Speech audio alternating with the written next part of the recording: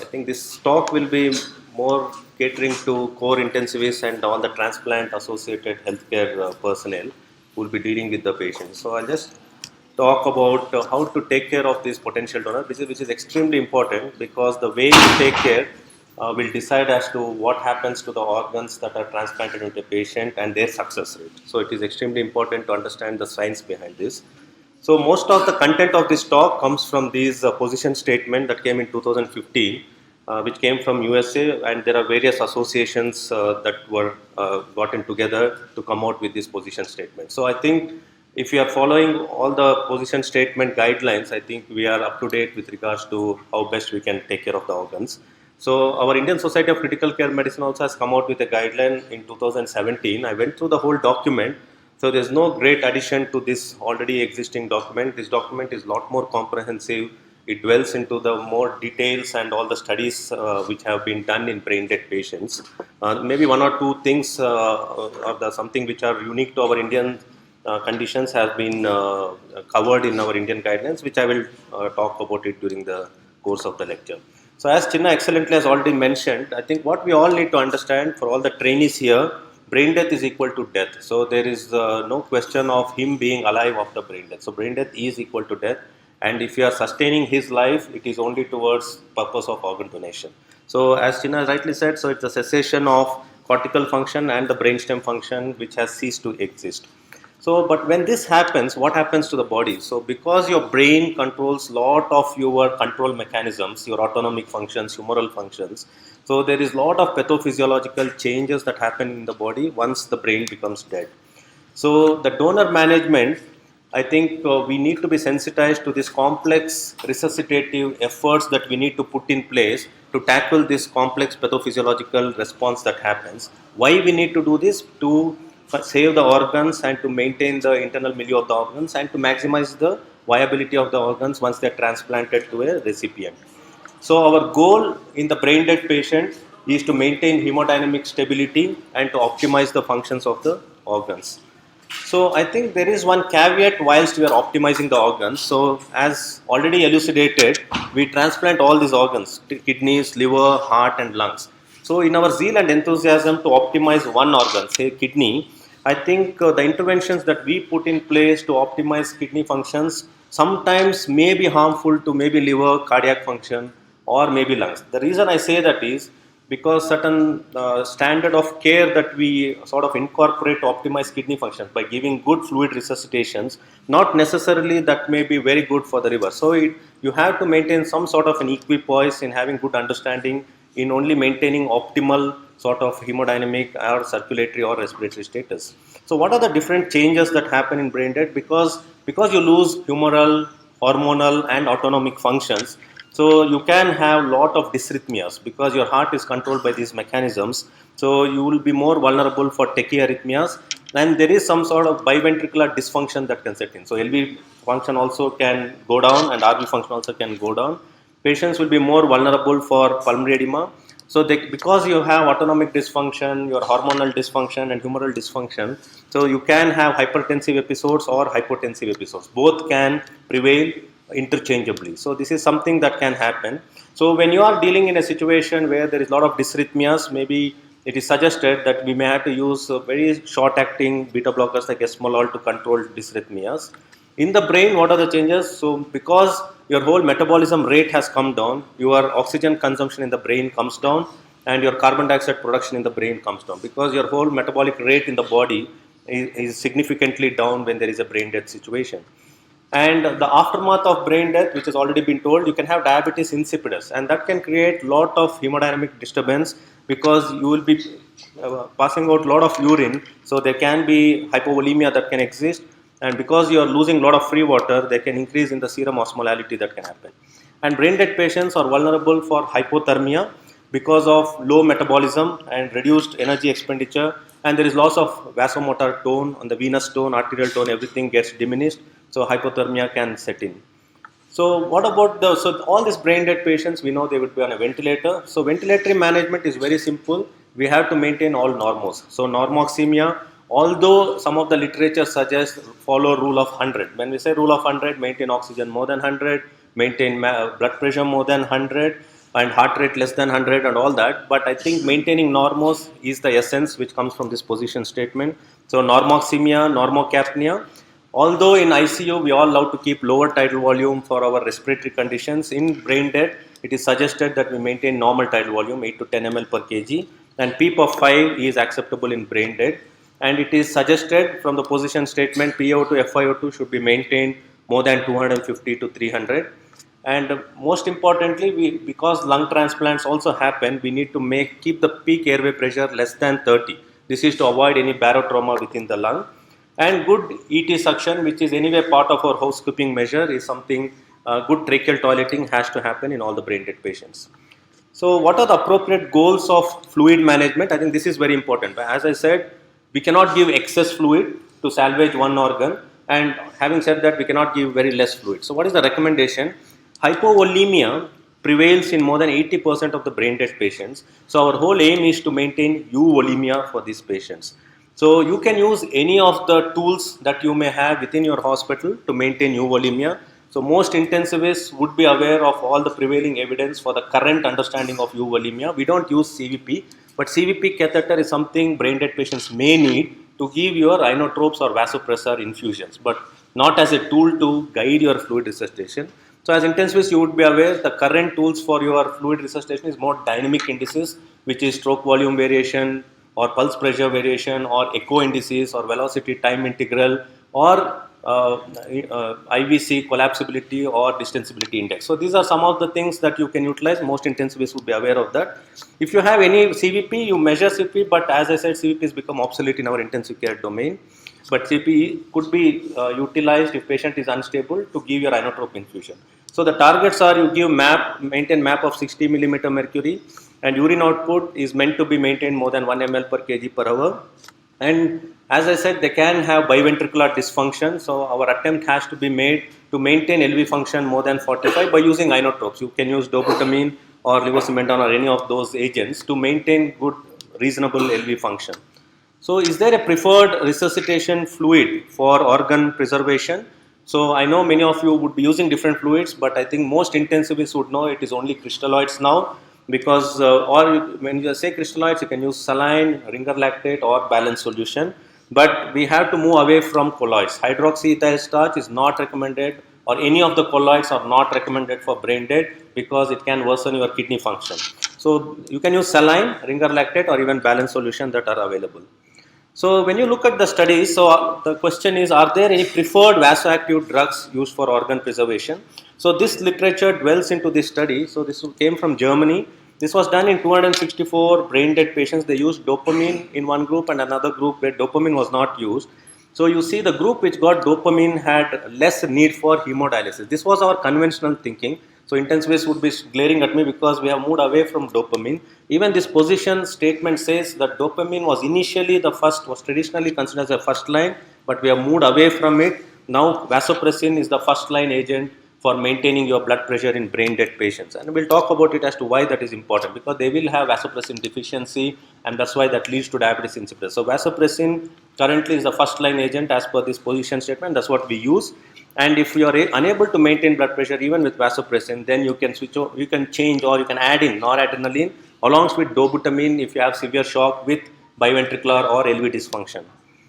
And what are the preferred approach for hemodynamic? As I already mentioned, all the intensive care practitioners, you would be fully trained into all these markers of your hemodynamic assessment. You can use any of these markers or combination of these markers. You can use lactate as your surrogate, base deficit, or any of the hemodynamic tools that you may be using in your practice.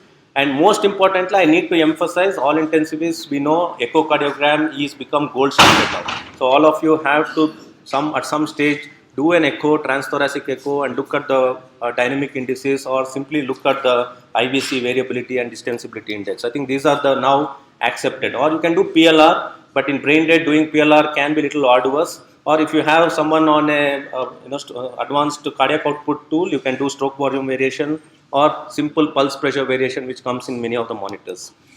So what are the targets for circulatory? As I said, MAP should be maintained more than 60, and it is desirable heart rate is maintained less than 100 per minute.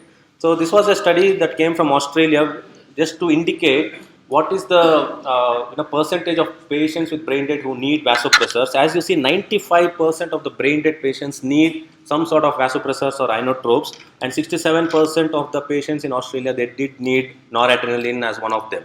So which means don't get perturbed when they are hemodynamically. Almost everyone will be hemodynamically unstable and they may have to be on some sort of vasopressor. So vasopressin is your first choice, and you may have to throw in noradrenaline and dobutamine to add. So there are some side effects of these you have to keep in mind, because dopamine, we are moved away from it, it causes polyuria.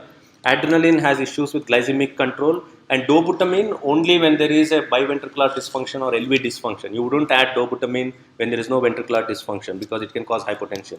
Okay. And what are the other advantages of inotropes? So inotropes has shown to reduce the upregulation of immunogenicity, which has a bearing on mitigating or reducing your acute rejection in the recipient. And what about steroids? I think this is another area which all the people, all the practitioners who are caring for brain dead need to be aware. It may improve hemodynamic stability, and it has been found all brain dead patients would have low cortisol levels because your pituitary is dysfunctional and they don't respond. There's no ACTH production. Even if there is ACTH, they wouldn't have a response to the ACTH. So the recommendation from this position statement is we need to give methylprednisolone 1 gram IV at the time of tissue typing. So you take the bloods for all your tissue typing and then you give methylprednisolone 1 gram. Or you can give 250 milligram stat followed by 100 milligram per hour as infusion. So this is a recommendation from the position statement. And methylprednisolone is known to suppress your antigen expression on the cells, and it may help in favoring or reducing graft rejection and favoring good outcome in recipients. So is there good evidence for this methylprednisolone? So these are some of the studies. This study came from US, and they found by giving methylprednisolone, they found the recipients had a better organ retrieval, better organ success rate, and PaO to FiO2 ratios were much better. So does this apply to other organs? So this was an Austrian study. They looked at whether it had a bearing on kidney function. They saw that the frequency and the duration of acute kidney injury did not make a difference, either you gave methylprednisolone or no methylprednisolone. What about heart transplant? This was a study from UK where methylprednisolone did not show any difference in the outcomes in the heart transplant as well. Although this evidence remains, but from all the consensus statement from all the societies, the recommendation is methylprednisolone to be given for whatever benefit that it may have in reducing the antigenicity aspect. So what about vasopressin? So when should we give vasopressin? Because we know brain dead patients have endocrine dysfunction, and hormone replacement therapy is something that we need to consider. So as I said, these patients will be hypotensive, and when they have hypotensive, the first line of drug will be vasopressin. Or if they develop diabetes insipidus. How do you diagnose diabetes insipidus? When your urine output in a brain dead is more than 2.5 to 3 ml, and you have increase in the serum osmotic because there's a lot of free water excretion and the serum sodium level goes up, and the urine specific gravity comes down to less than 1.005, and since you're passing free water, your urine osmolarity comes to less than 200 millimeters. So these are some of the things you can utilize to identify and detect and diagnose diabetes insipidus. And once you have identified patients with brain dead who start, invariably most of the brain dead patients will develop diabetes insipidus. So you need to be aware of the dosage of vasopressin that you use. So the suggested dosage is you can use DDAVP, Minirin, which is available as Minirin, as 10 to 40 micrograms per day as a nasal spray. Each spray contains 10 micrograms. If you are using IV, you can use 1 to 4 microgram followed by 1 to 2 micrograms 6th hourly. But the easiest for us to use is just vasopressin, which is easily available. Anyway, most of them would become hypotensive. You would have started on vasopressin infusion. That would also to a large extent help your diabetes insipidus. The dose is 0.01 to 0.04 international units per minute. And it is desirable to maintain higher PCV to more than 25%. And when do you give free water? Because this is one sort of a concern that you would have, that sodium keeps going up. So you can accept serum osmolarity up to 280 to 300. Only if it goes to more than 310, I think you have to consider free water, or sodium more than 155. So you can tolerate serum sodium up to 155, and only if it goes to more than 155, you may have to consider free water. And you may have some suggestions by transplant surgeons that I want sodium less than that. Maybe you can be guided by that also, but this is the recommendation from the position statement. So because there is lot of your hormonal changes, and there's diabetes insipidus that's setting, you can have a lot of disturbance with all these electrolytes. Serum potassium level can go down, and magnesium levels can come down, phosphorus level can come down. So it is very pertinent that you monitor all the electrolytes frequently. So if you look at the guidelines says you monitor electrolytes, blood gas, lactate every 2 to 4 hourly. Maybe in Indian circumstances you can be guided if they are very erratic, you can make the frequency more often. But 4 to 6 hourly is, I think, reasonable, because in intensive care we are all used to keeping monitoring these electrolytes. Maybe 4 to 6 hourly in these brain dead patients is reasonable, although the position statement says 2 to 4 hourly. So what about desmopressin? Does it really make a difference in your organ donation and the recipients? So this was a big study that came from Germany, from 60 countries, 500 brain dead patients. They compared between the group which got desmopressin and the group which did not get desmopressin. They looked at the graft function. So early graft kidney outcome, there was no difference, either you use desmopressin or no desmopressin. But when they looked at 2 years graft survival, it was found to be superior in the group which got desmopressin. So that's about the evidence. But as I said, the position statement recommends when they have diabetes insipidus, I think they need to be administered desmopressin. So what about, there was another study which looked at pancreatic grafts. So this was a study in 2,800 patients in registry data from US. So they looked at pancreatic graft thrombosis. Even there, desmopressin did not have any major difference in influencing the graft outcome. So how about the temperature management? So although this position statement says core temperature you have to maintain at 35 to 36, don't allow hyperthermia or fever, because that is very dangerous for the graft function. And most of these patients will have hyperglycemia, so they need to be on some sort of an insulin protocol to maintain the blood sugar less than 180, which is anyway part of our ICU armamentarium. So we need to have them on insulin to maintain blood sugar less than 190, but avoid hypoglycemic episodes because that can worsen your cardiac function. And most importantly, this is an area again which we need to have some clarity on. Most of these patients will be in a sick euthyroid state. They will have low T3, low T4 in the circulation. So this was a study from France which said you can give thyroxine replacement, but it did not have any bearing on the outcome. But the position statement suggests if you are planning for a heart transplant, so the cardiac donors where LV function is less than 45%, so T3, T4 has to be replaced along with vasopressin, corticosteroids and insulin. So this is the recommendation from this position statement. So if you are harvesting the heart, so thyroxine has to be administered. So the recommendation from this position statement is IV T4 should be given at 20 micrograms followed by 10 micrograms per hour, and T3 has to be given at 4 micrograms followed by 3 micrograms. So this is theoretical. The reason being, in India we do not have IV thyroxine. So this is where I referred our position statement from our society. So the suggestion is we need to give 300 micrograms of thyroxine orally for all the brain dead patients if heart is being harvested. So that is what we could conclude from this position statement. And potassium has to be maintained normal levels, at least more than 3.5. But having said that, you need to be guarded about producing hyperkalemia as well in these patients. So just a last couple of slides. One slide about donation after cardiac death, which I think preemptively we did discuss a little bit. So India is sort of improving with its organ donation rates, but maybe there is still a long way ahead because we need to move towards donation after cardiac death. So there is a guideline covered in this position statement. So before cessation of circulation, donation of cardiac death is where heart stops. So once you know the heart is stopping, the suggestion is we need to administer IV heparin with vasodilator, and the whole aim should be to reduce the ischemic time to less than 30 to 45 minutes since the onset of hypoperfusion and hypoxemia. So that is very important for the salvage of organs. And there is a huge concern globally as to whether the grafts that are taken after DCD perform as good as brain death. I think this is a question I think all of us would have in mind. So this was a beautiful study that came from Spain, because as the previous speaker already told, Spain is leading in the organ donation worldwide.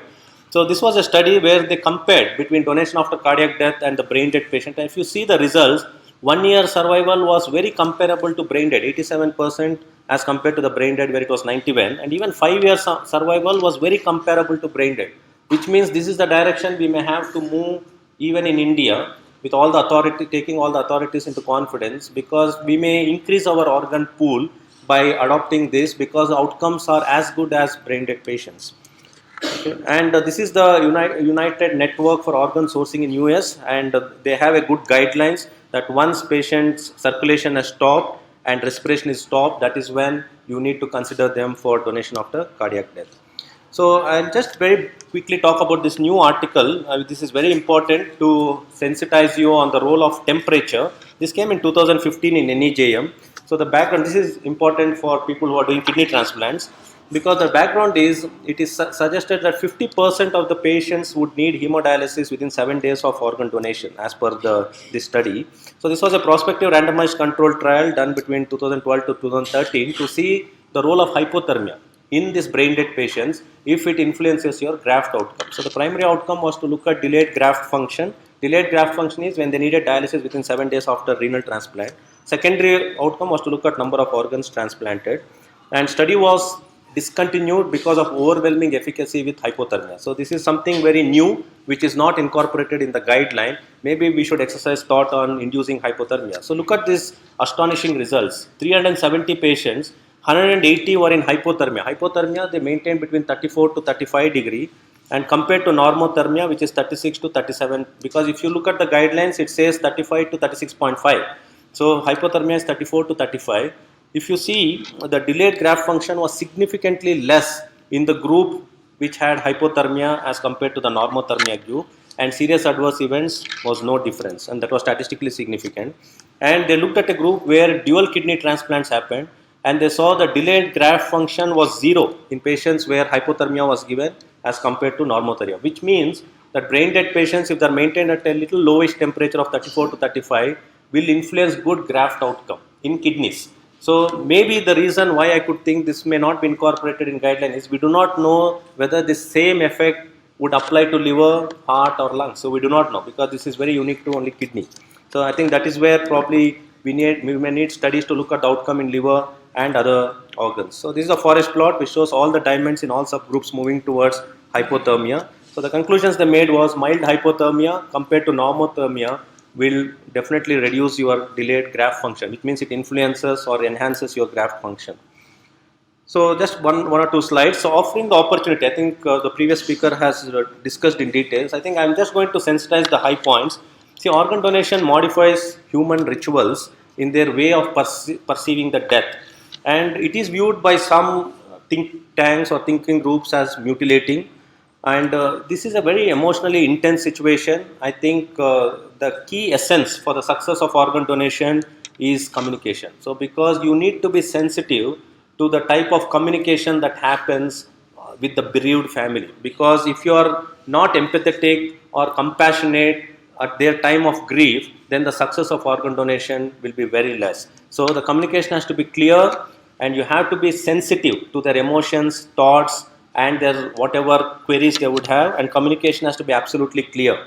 And there is a new sort of a subject that is evolving in this transplant circles called transplant oriented cultural attitudes. So we need to move from negative to the positive. So there is a whole science of transplant associated cultural attitudes that vary between different think tanks. So we need to move from utilitarian approach to putting patient in the focus, and conveying to the family that it is the expressed wish and how he has been benevolent in giving life to around 7 to 10 patients. So I think that is where you need to change your stand from utilitarian to more of a nobility factor. So I think this is a more of a subjective practice that we need to adopt within us, try to looking it into that perspective. And as previous speaker has already mentioned, so we have to be extremely skilled and be sensitive to what is communicated, what words are used in communicating during this organ donation. And during the whole organ donation conversation, family should feel supported, because that is extremely important. They should not be felt that they are alone. So you should be in their journey during the whole grief, and they should be guided in making decisions what they believe is best for themselves and for the dear one. And throughout, whatever be the outcome, whether they accept or refuse, I think we have to thank the family that they have been part of this whole conversation. So that is also extremely important.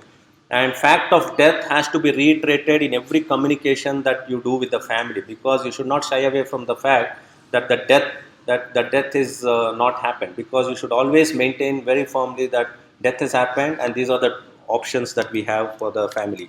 And as already spoken, you should give enough time for all their questions to be addressed. So the time factor is extremely important. So the previous speaker has already excellently spoken that we need to give enough time for all their queries to be addressed. And most importantly, whatever be the hospital policy, as clinicians, intensivists, we should allow all the family members, whoever wishes to be at the patient's bedside, to be allowed and spend with the family, with the patient at the time of the death. So I think this is extremely important. So you cannot say, as per the hospital policy, we cannot allow more than 2. So if they wish that 5 people need to be with the patient, maybe we have to identify a suitable place within ICU and allow the family to be with the patient. So the summary, so the brain death, as you understand, it does lead to complex pathophysiological response which are harmful for the organs.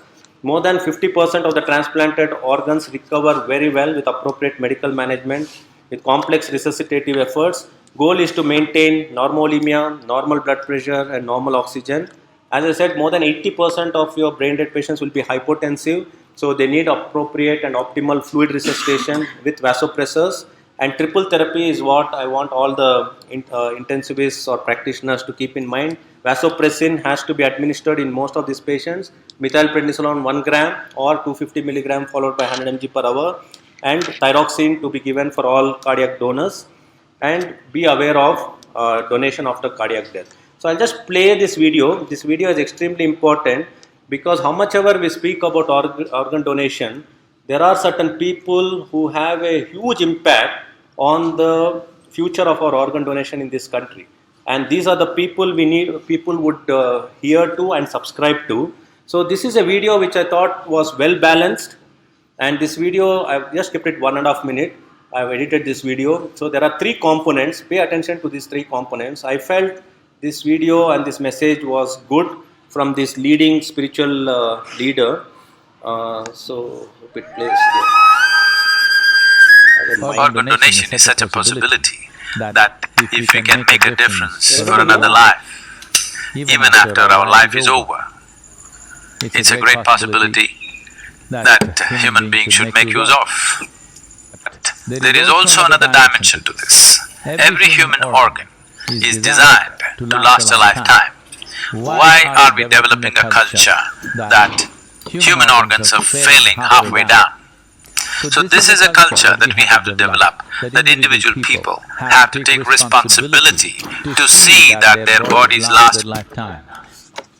You drink your liver to rot and then you want somebody else's liver. This could generate an unhealthy trend. And there is also a marketplace which will evolve out of this, and that could open up many dangerous possibilities. So organ donation is a fantastic thing on the individual basis, but on the larger context, we must be conscious and careful to see that this wonderful act of making a difference for another life does not develop into a huge market and bring all the other ugly things associated with it. I will discuss about that. So I'm a medical philatelist. So this stamp was released when I was in Australia, and the hospital I worked, Royal Adelaide Hospital, was the largest organ donation center in the whole of Australia. And this was released when I was in Australia at that point of time to commemorate. So which means the countries, because it's not the only stamp, there are multiple countries which have released on organ donation. So which means it is a state subject, it is a worldwide subject. So all of us need to be geared up to tackle this more appropriately to help the human mankind. So thank you very much. So as I would end this quote, change is mandatory for extraordinary results. So all of us are here for that beautiful change that we need to incorporate. And you can visit my website www.Dr.Pradeep Rangappa to rehear this lecture. So there are more than 60 lectures already uploaded. So you can rehear to this lecture if you need to gain clarity on this. Thank you very much.